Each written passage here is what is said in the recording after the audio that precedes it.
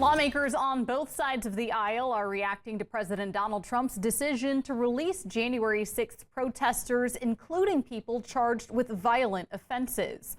They shared their thoughts over the weekend, with South Carolina's Lindsey Graham being one of the main Republicans to criticize those pardons. Among those released from prison is Stuart Rhodes, founder of the extremist group The Oath Keepers, which orchestrated the plot that resulted in the attack.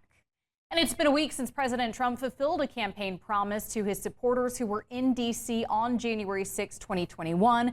More than 1,500 Americans were either pardoned or had their sentence commuted for the violence that played out that day. Yeah, and more than 120 of those supporters were from here in Texas.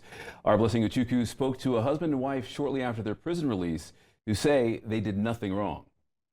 A North Texas couple say it was a case of wrong place, wrong time. They say they went to D.C. to hear President Donald Trump and other speakers on January 6, 2021. And then chaos erupted. When's checkout? We have no idea. This Denton hotel, northwest of Dallas, has been home for the past 2 days for Mark and Jaleese Middleton. A brief getaway for the North Texas couple who have been married for more than 3 decades and just recently reunited. This is the first time we have been apart for more than 7 days. And this is the first time we've ever been apart that we weren't able to communicate with each other. Just days prior, this was home for more than a month. A federal prison in Fort Worth for Jaleese and a Beaumont prison for Mark. They landed there after their trip to D.C. on January 6, 2021 turned violent.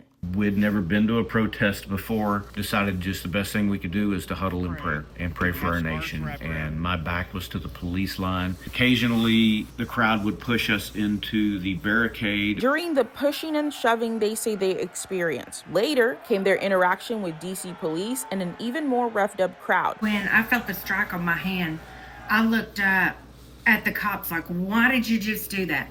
And just as I looked up, I heard Mark yell out, and I see they're clubbing him. I go straight into the police line trying to stop them. I'm swatting at them. I'm trying to get them away from us. They have my scarf, and it was wrapped double around my neck. So when they started to pull it, it started choking me out. And they were trying to get me over the barricade. At that point, I guess the crowd had been watching what was going on.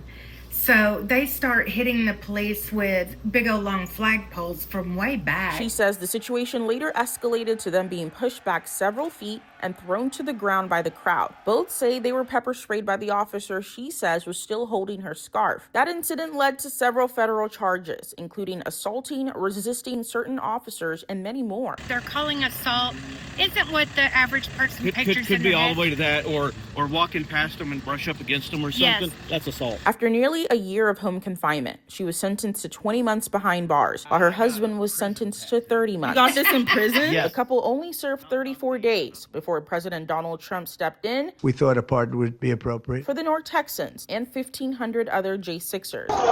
Not saying that there wasn't people there who meant violence, meant malicious activity. We don't know, and it's too difficult to prove who was truly there for nefarious purposes. In Denton, Blessing Uchukwu, Spectrum News. You too.